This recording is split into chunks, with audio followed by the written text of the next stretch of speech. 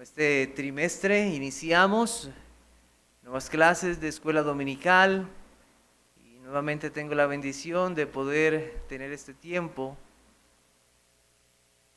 de enseñanza. En este trimestre vamos a estudiar el Salmo 73, basado en un libro que tiene como título Cuando las cosas buenas le suceden a la gente mala. Este libro fue escrito por el pastor Steve Henning, este hermano oriundo de Michigan, Estados Unidos. Llegó a Costa Rica con su esposa y 2 hijos a principios de los años 90. Inicialmente invitado por el Compañerismo Bautista Mundial de Tibás, sirvió en iglesias de San Pedro y de Curridabat. Además, trabajó como profesor de historia en la Escuela Cristiana Internacional.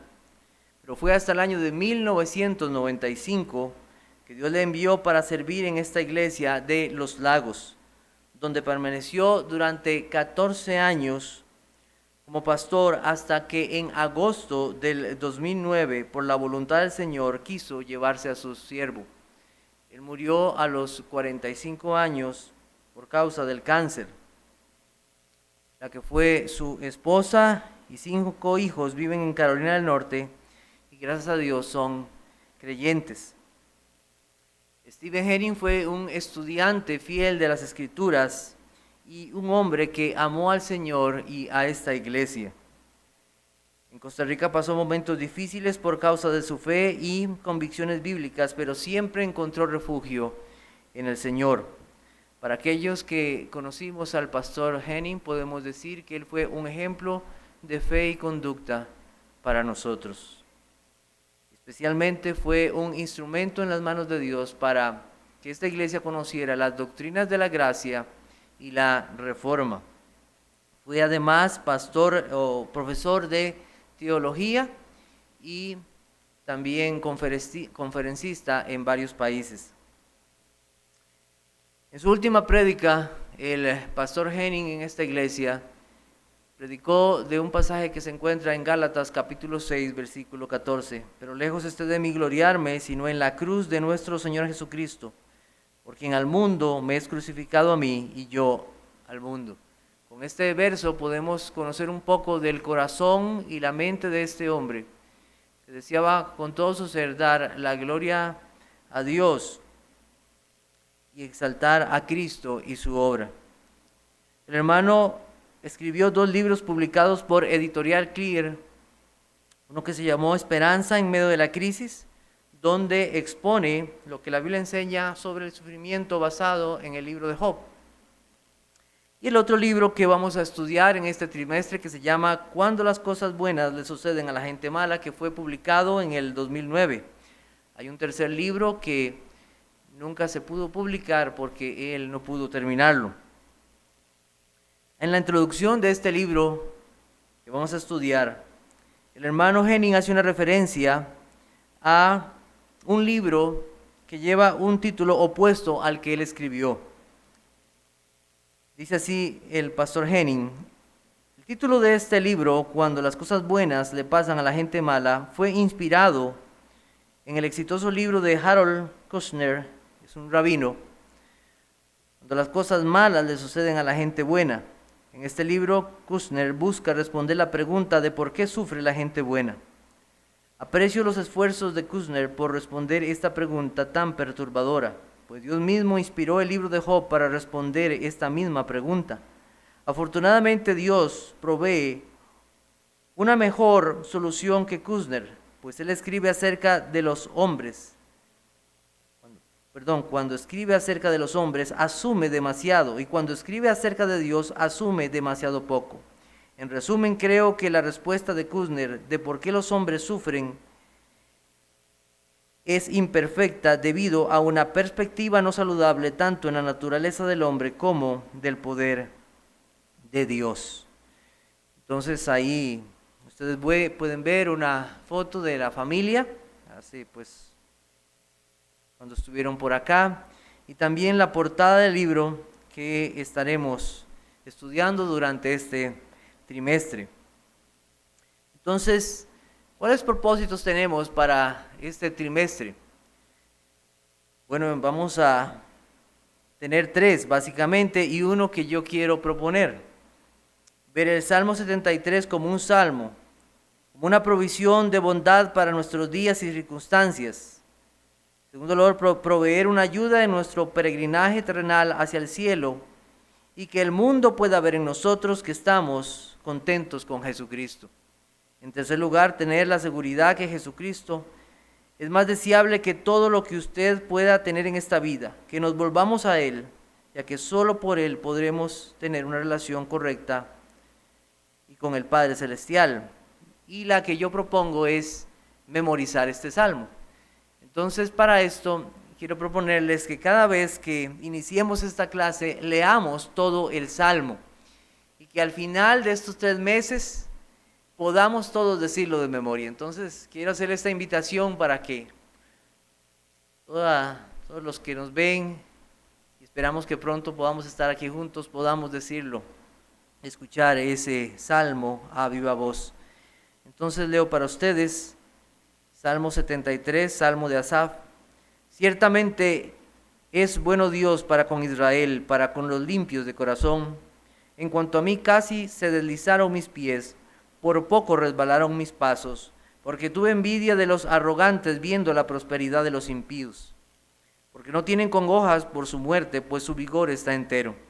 No pasan trabajos como los otros mortales, ni son azotados como los demás hombres. Por tanto, la soberbia los corona, se cubren de vestido de violencia, los ojos se les saltan de gordura, logran con creces los antojos del corazón, se mofan y hablan con maldad de hacer violencia, hablan con altanería, ponen su boca contra el cielo y su lengua pasea la tierra.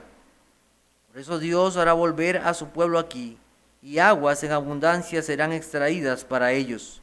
Y dicen, ¿cómo sabe Dios? ¿Y hay conocimiento en el Altísimo? He aquí estos impíos, sin ser turbados del mundo, alcanzaron riquezas. Verdaderamente en vano he limpiado mi corazón y lavado mis manos en inocencia. Pues he sido azotado todo el día y castigado todas las mañanas.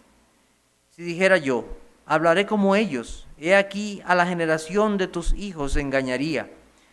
Cuando pensé para saber esto, fue duro trabajo para mí, hasta que entrando en el santuario de Dios, comprendí el fin de ellos. Ciertamente los has puesto en deslizaderos, en asolamientos los harás caer, como han sido asolados de repente, perecieron, se consumieron de terrores. Como sueño del que despierta, así, Señor, cuando despertares, menospreciarás su apariencia. Se llenó de amargura mi alma y en mi corazón sentía punzadas. Tan torpe era yo que no entendía. Era como una bestia delante de ti. Con todo, yo siempre estuve contigo, me tomaste de la mano derecha.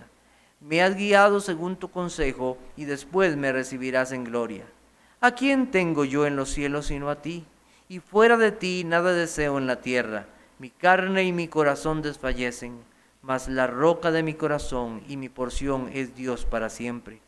Porque aquí los que se alejan de ti perecerán. Tú destruirás a todo aquel que de ti se aparta. Pero en cuanto a mí, el acercarme a Dios es el bien. He puesto en Jehová el Señor mi esperanza para contar todas tus obras. Quiere el Señor traer bendición a través del estudio de este Salmo 73 durante este trimestre.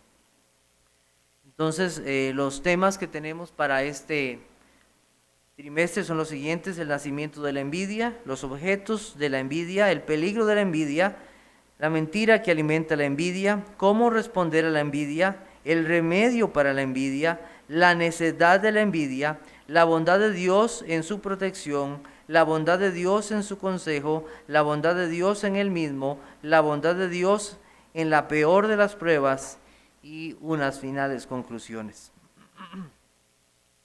El escritor, su labor y contexto. En la mayoría de las Biblias aparece un subtítulo acerca de la autoría de este salmo, y se le asigna a un hombre llamado Asaf, el cual, según se nos indica en varios versos de la Biblia, era un hombre que fue puesto por el rey David para servir como músico en el tabernáculo. Primera de Crónicas 15:19 dice: así Emán, Asaf y Etán, que eran cantores, sonaban címbalos de bronce. Primera de Crónicas 16:7 dice: entonces en aquel día David comenzó a clamar a Jehová por mano de Asaf y de sus hermanos. Las generaciones siguientes del pueblo de Dios cantaron los salmos escritos por David y Asaf. Entonces, segundo de Crónicas 29:30, entonces el rey Ezequías y los príncipes dijeron a los levitas que alabasen a Jehová con palabras de David y de Asaf vidente.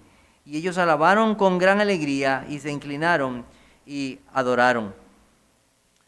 Los salmos tienen una estructura poética. Los salmos nos hablan, como toda la Biblia, de nuestro Señor Jesucristo, como Él lo dijo a aquellos hombres en el camino a Emaús.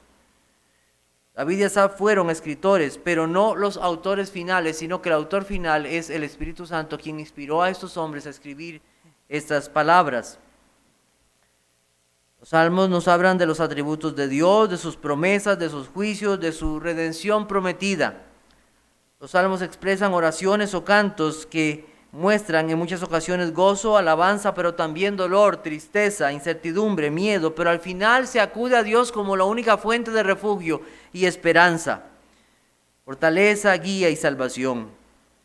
El salterio, como a veces es llamado, cubre aproximadamente un periodo de unos 1000 años, iniciando desde Moisés, y donde la mayoría de los salmos fue escrito en el tiempo de David y de Salomón. Tradicionalmente se divide así: libro 1 de los capítulos 1 al 41, libro 2 del 42 al 72, libro 3 del 73 al 89, libro 4 del 90 al 106 y libro 5 del 107 al 150. Recordemos, ¿verdad?, que nosotros tenemos hoy la bendición de tener libros en esta forma, pero antes no eran así, eran rollos, los cuales eran muy extensos. El título hebreo para salmo significa alabanzas. El título en español que nosotros tenemos como salmos proviene de la Septuaginta, que fue la traducción griega del Antiguo Testamento. La palabra griega que aparece ahí, psalmot, significa canciones de alabanza. Este Salmo 73 está entre los llamados salmos de sabiduría. Para algunos sería también interesante considerar lo siguiente: si buscamos un momento el Salmo 37, usted va a encontrar algo muy interesante. Es con la inversión de este número, obviamente los números, algo que tenemos en tiempos contemporáneos, pero si usted ve el tema y de lo que habla este Salmo, va a encontrar una estrecha relación con el Salmo 73. Por ejemplo, el versículo 10, pues de aquí a un poco no existirá el malo, observará su lugar y no estará allí. Y así a través de todos los versos de este Salmo 37 podemos encontrar mucha relación. Este es uno de los 3 salmos que se le asigna a Asaf. Y cualquiera hubiera pensado que este hombre, músico, siempre iba a estar alegre, siempre iba a estar feliz, siempre iba a estar contento, pero al leer el Salmo 73 nosotros encontramos una realidad. Algo sobrecoge su corazón, el temor, la angustia, la desconfianza llegan a su vida y hay pensamientos que le toman, especialmente el pensamiento de que otros, los que no conocen a Dios, no pasan situaciones tan difíciles como él. Entonces vamos a comenzar nuestro estudio de este Salmo 73 con el nacimiento de la envidia. Sé que Dios es bueno, es solo que no lo siento. Sé que Dios es bueno, pero solamente que no lo siento. El cristianismo y sus afirmaciones verdaderas. La salvación es por gracia. Así lo dice la Biblia, por medio de la fe. La Biblia también habla de la condición espiritual de los hombres como muertos en delitos y pecados.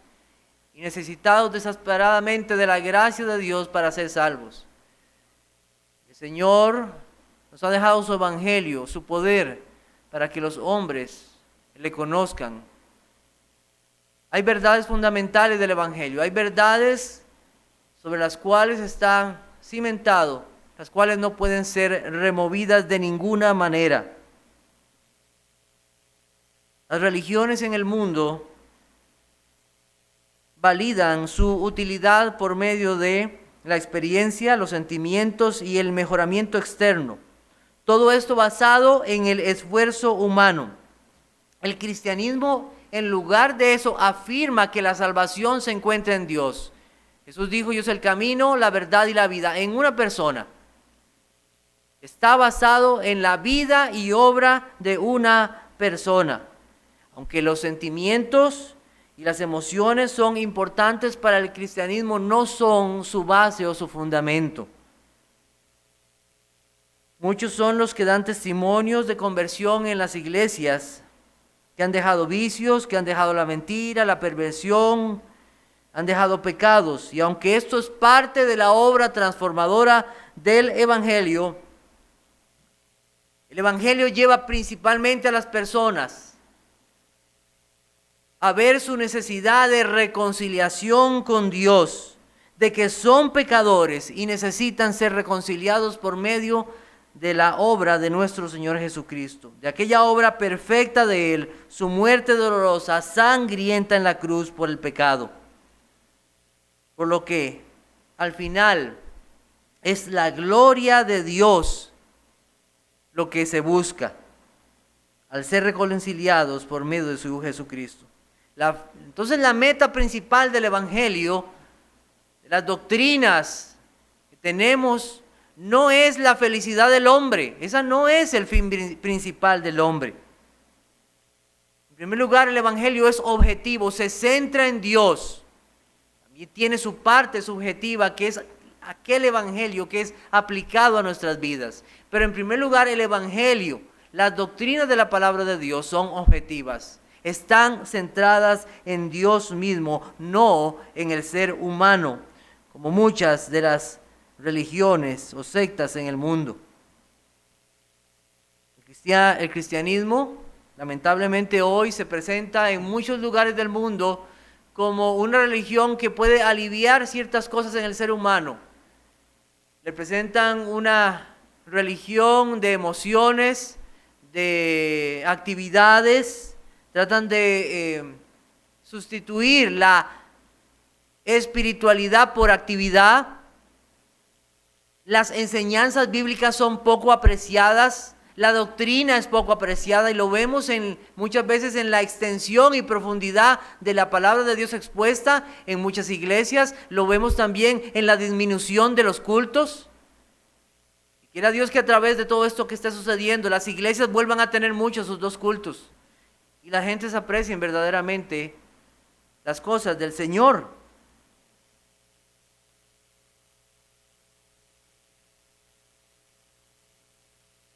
Las doctrinas que tenemos en la Biblia, las doctrinas bíblicas, no pueden ser negadas, no pueden ser pasadas por alto para el cristiano, para aquellos que profesan haber nacido de lo alto. Esto no es otra cosa que el Evangelio que transforma la mente y el corazón. Es teología que entra en la mente y se aplica en el corazón. La Biblia presenta la enseñanza no como algo lejano a la vida del hombre, sino como verdades que llenan el corazón. Con la boca se confiesa para salvación, pero con el corazón se cree para justicia, dice la palabra del Señor. Entonces, las dos cosas van estrechas, van juntas. Las verdades como la justificación, la santificación, el pecado, la redención, son fundamentales en la vida del creyente. No pueden ser pasadas por alto, son parte de su credo, son parte de la vida de cada creyente. Esto significa que el cristiano se compromete con lo que cree. Para el Hijo de Dios es probar el pan de vida y desear más de Él cada día. La sana enseñanza y la vida cristiana van de la mano. Y es aquí, ¿verdad?, donde nosotros vamos a iniciar. Y hay un peligro que lo he puesto ahí en la filmina.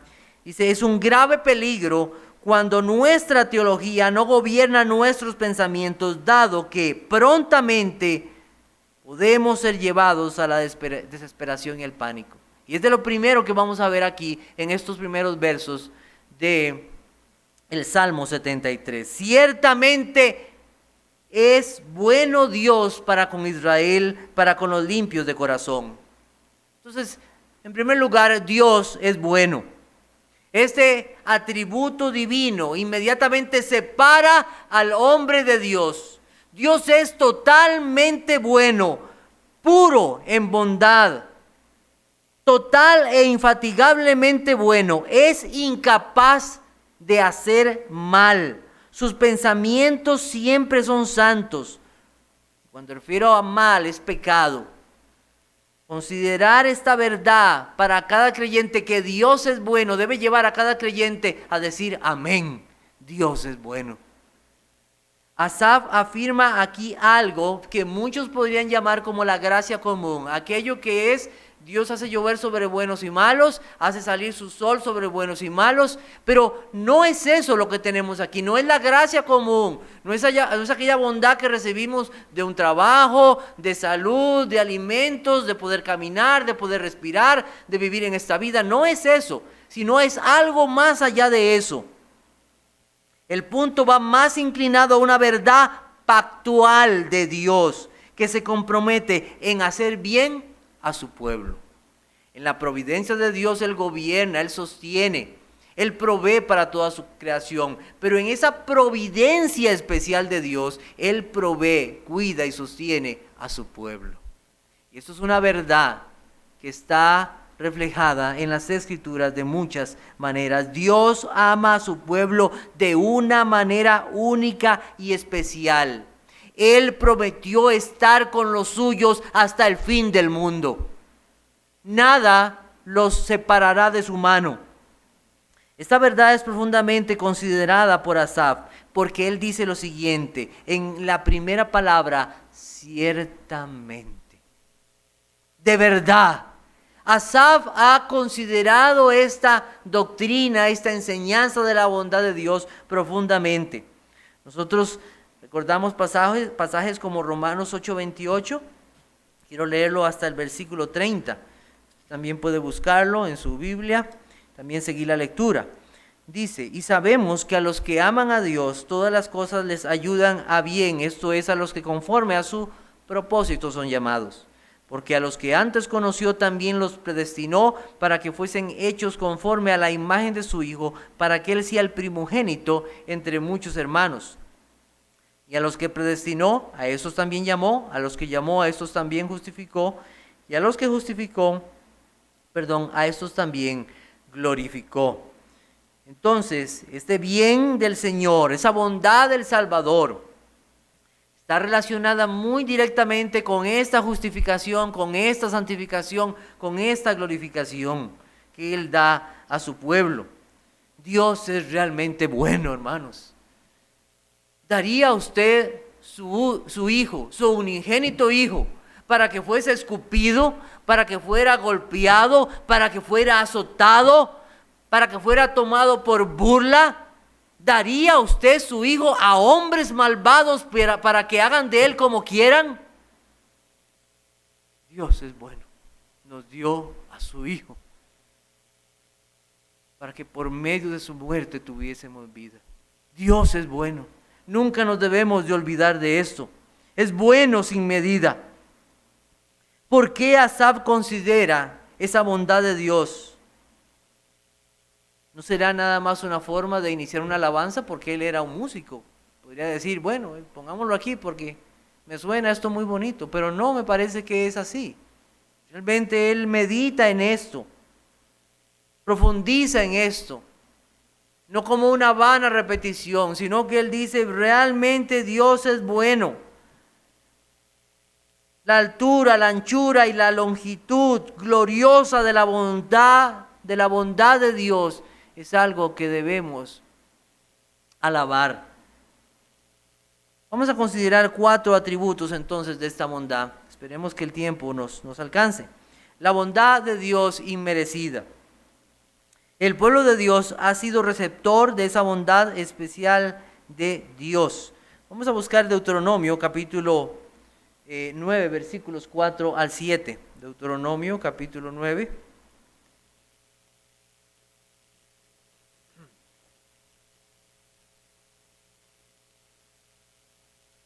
Dice: no pienses en tu corazón cuando Jehová tu Dios los haya echado delante de ti, diciendo: por mi justicia me ha traído Jehová a poseer esta tierra.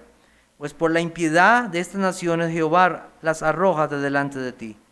No por tu justicia, ni por la rectitud de tu corazón entras a poseer la tierra de ellos, sino por la impiedad de estas naciones Jehová tu Dios las arroja de delante de ti. Y para confirmar la palabra que Jehová juró a tus padres, Abraham, Isaac y Jacob. Por tanto, sabe que no es por tu justicia que Jehová tu Dios te da esta buena tierra para tomarla, porque pueblo duro de servir eres tú. Acuérdate, no olvides que has provocado la ira de Jehová tu Dios en el desierto, desde el día que saliste de la tierra de Egipto hasta que entrasteis en este lugar. Habéis sido rebeldes a Jehová. Bien, Efesios capítulo 2, versículos 1 al 3. Ahora nos vamos para el Nuevo Testamento. Dice: y Él os dio vida a vosotros cuando estabais muertos en vuestros delitos y pecados, en los cuales anduvisteis en otro tiempo, siguiendo la corriente de este mundo, conforme al príncipe de la potestad del aire, el espíritu que ahora opera en los hijos de desobediencia, entre los cuales también todos nosotros vivimos en otro tiempo en los deseos de nuestra carne, haciendo la voluntad de la carne y de los pensamientos, y éramos por naturaleza hijos de ira, lo mismo que los demás. Y finalmente Tito, capítulo 3, versículos 3 al 5. Porque nosotros también éramos en otro tiempo insensatos, rebeldes, extraviados, esclavos de concupiscencias y deseos diversos, viviendo en malicia y envidia, aborrecibles y aborreciéndonos unos a otros. Pero cuando se manifestó, ¿qué? La bondad.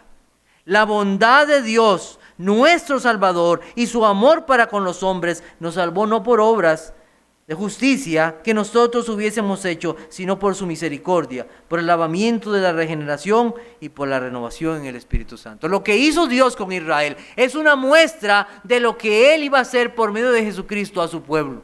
Salvos por la bondad de Dios. Nada más por eso. Dios es bueno. ¿Le debe Dios a alguien algo? No. ¿Hay alguien que merezca la salvación? No. Dios es bueno. Dios es infinitamente bueno. Estas preguntas debemos de considerarlas profundamente. Dios les hace ver al pueblo de Israel que no es por ellos, es por la bondad de Dios mismo. Y también nos hace ver a nosotros la misma condición. En el llamado y la adopción que Dios hace a los suyos, se demuestra una gran bondad de Dios, una bondad inmerecida. En segundo lugar, la bondad omnipotente de Dios. No solo es inmerecida, sino que es poderosa sin medida. Esa bondad que transforma personas para su gloria. El verso que nosotros tenemos de inicio en el Salmo 73 dice: ciertamente es bueno Dios, ¿para quién? Para con Israel, para con los limpios de corazón. Nosotros sabemos por la palabra de Dios que el corazón del hombre es malo, que el interior, que su ser, y se expresa también en sus obras, en sus hechos. Todo su ser está corrompido por el pecado desde la caída. Y la Biblia lo afirma así en muchos pasajes. Para no extenderme, solamente voy a leer un pasaje nada más en Jeremías capítulo 17, versículo 9. Dice lo siguiente: engañoso es el corazón más que todas las cosas y perverso, ¿quién lo conocerá? Así habla Dios del ser humano, de su ser interior, de sus deseos, de su voluntad, de su inclinación, de sus anhelos, de su vida espiritual hacia Dios, muerto, perverso, dañado, podrido. Y la Biblia usa muchos adjetivos en ese sentido. El Señor Jesucristo también lo expresó de igual manera en Mateo capítulo 15, versículo 19. Dice así: porque del corazón salen los malos pensamientos, los homicidios, los adulterios, las fornicaciones, los hurtos, los falsos testimonios, las blasfemias. No es de la sociedad, no es de la comunidad, no es de las malas, del corazón del hombre, de ahí sale todo esto. Pero miremos lo maravilloso del compromiso de Dios al salvar a su pueblo. Ezequiel capítulo 36. Ezequiel capítulo 36, versículo 23. Voy a adelantarme un poco hasta el versículo 26, dado que es ahí donde queremos enfatizar. Usted puede leerlo con más calma después. Dice: os daré corazón nuevo y pondré espíritu nuevo dentro de vosotros, y quitaré de vuestra carne el corazón de piedra y os daré un corazón de carne. Ese es un compromiso pactual de Dios. Dios se compromete a sí mismo a darles un nuevo corazón. Eso es bondad de Dios, porque no merecemos tal cosa. Así lo dice también Hebreos, en capítulo 13, versículo 16. Este es mi pacto que haré con ellos después de aquellos días, dice el Señor. Pondré mis leyes en sus corazones y en sus mentes las escribiré. Pacto de Dios, promesa de Dios en su bendición. Dios no le da a las personas una pastilla de cambio y le dice: pum, toma, sé bueno. No, eso no es lo que Dios hace. Dios hace un cambio, una transformación total en el ser humano, una operación donde le da un nuevo corazón, nueva voluntad, nuevos deseos, nuevos ánimos, nuevos anhelos por Él mismo y un rechazo por el pecado. Lo mismo nosotros podemos ver en el ejemplo de Pablo, que está en Gálatas capítulo 1, versículos 13 al 15. Vamos a ver Gálatas capítulo 1, versículos 13 al 15. Dice: porque ya habéis oído acerca de mi conducta en otro tiempo, en el judaísmo, que perseguía sobremanera la iglesia de Dios y la asolaba. Y en el judaísmo aventajaba a muchos de mis contemporáneos en mi nación, siendo mucho más celoso de las tradiciones de mis padres. Pero cuando ha agradado a Dios, que me apartó desde el vientre de mi madre y me llamó por su gracia. Entonces es una bondad de Dios, Él cambia. Entonces cuando Asaf escribió que Dios es bueno para con los de limpio corazón, él entendía que había una obra de Dios transformadora para hacer en esa bondad de Dios corazones limpios.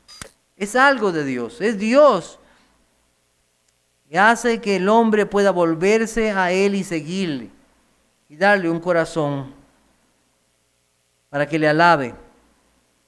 En nosotros no hay poder para cambiar. No hay en nosotros naturalmente poder para buscar a Dios, a no ser que Dios haga una obra en nosotros. Y es cuando Él por gracia le da al hombre la fe para creer. Entonces, esa bondad de Dios es omnipotente, es poderosa. También tenemos la bondad de Dios gratificante. Dios es bueno, ¿para quién? Para con Israel. Dios recompensa a sus elegidos. Mateo 5:8 dice: bienaventurados los de limpio corazón. ¿Por qué? Porque ellos verán a Dios. Dios mismo les da un corazón nuevo, los capacita para que ellos puedan servirle, amarle, odiar el pecado, pero además de eso, en la bondad de Dios Él hace algo maravilloso. Él les da promesas.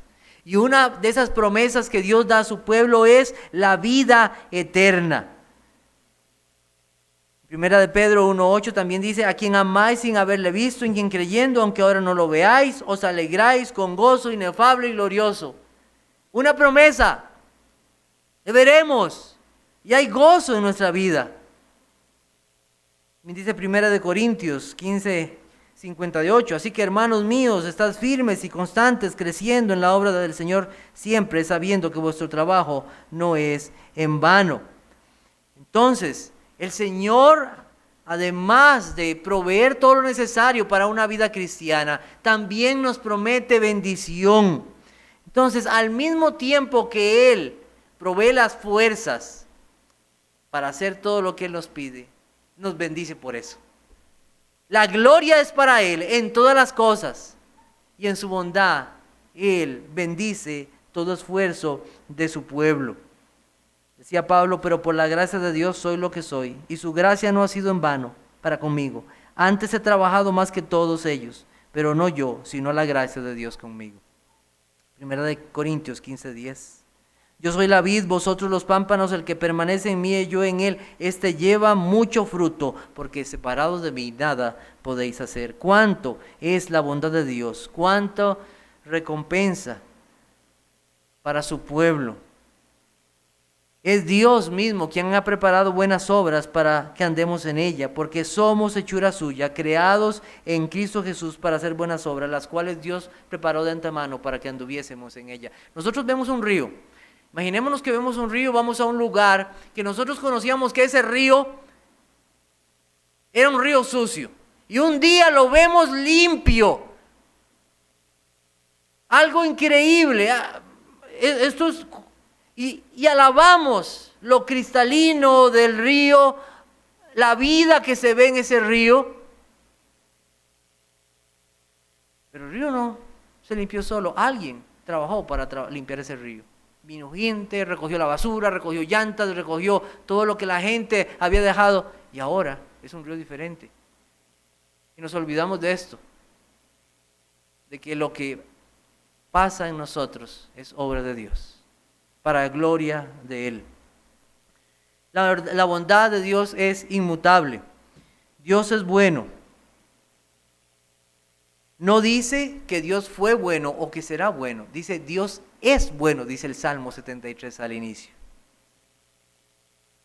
Dios dio muchas bendiciones al pueblo de Israel. Les dio una buena tierra, liberación, una ley buena, una buena cosecha en abundancia de bienes. Su bondad siempre es buena y en abundancia, ya sea en tiempo de prueba o de rechazo o escasez. No importa cuál sea. Dijo el Señor, pues si vosotros siendo malos sabéis dar buenas dádivas a vuestros hijos, ¿cuánto más vuestro Padre que está en los cielos dará buenas cosas a los que se las piden? Dios es un Dios bueno y misericordioso. La palabra bueno nosotros la encontramos al inicio de la Biblia en Génesis, hablando de la creación. Pero esa palabra tiene un progreso y al final de la creación nosotros no encontramos bueno, sino más bien muy bueno. Muy bueno. Entonces, esta bondad de Dios es inmutable, no cambia. Dios es bueno siempre. Finalmente, en esta mañana, ¿es Dios bueno para conmigo? Hemos visto la bondad de Dios inmerecida, la bondad de Dios omnipotente, la bondad de Dios que gratifica, la bondad de Dios inmutable. Entonces, ¿cómo podría esta bondad de Dios suscitar una declaración tan opuesta como el verso siguiente que está en el Salmo 73? En cuanto a mí, casi se deslizaron mis pies, por poco resbalaron mis pasos. ¿Cómo es que llegamos a este punto? Lo que vemos aquí es una contradicción entre el conocimiento doctrinal de Asaf acerca de Dios y su experiencia. Asaf estaba profundamente desanimado. Algo estaba viendo él en la tierra, una injusticia que le hacía cuestionar algo que no entendía. ¿Es bueno Dios para mí? Es bueno Dios para mí, y eso es algo de profundizar para nosotras, nuestras propias vidas. A veces nosotros hablamos de la bondad de Dios y decimos Jesucristo es algo maravilloso. Y le decimos a la gente, pero la pregunta es, ¿lo creemos y lo vivimos? Y así en muchas áreas de la vida devocional, ya sea la lectura, la oración, ¿estamos nosotros convencidos para nosotros mismos? Dios es bueno, sí, pero ¿es bueno para conmigo? ¿Es bueno para mí? Asaf amaba a Dios y creía en la bondad de Dios, pero la bondad parecía ser algo distante para él. Y debemos de pensar profundamente en esto. ¿Es bueno Dios para conmigo? Asaf va a entrar en una batalla en su corazón contra uno de los enemigos más destructivos del alma del hombre. Se llama la envidia. Quiero dejarlos con este pensamiento de Carlos Spurgeon para terminar en esta mañana. Oh Dios mío, por perplejo que esté, no permitas que piense mal de ti. Si no puedo entenderte, que nunca deje de creer en ti. Ha de ser así, no puede ser de otro modo. Tú eres bueno para aquellos a quienes tú has hecho buenos. Y donde tú has renovado el corazón, no puedes dejarlo en poder de sus enemigos. Dios bendiga su palabra. Vamos a tener un pequeño receso. Pronto vamos a volver en 9:15. Esperamos poder seguir en el culto alabando al Señor.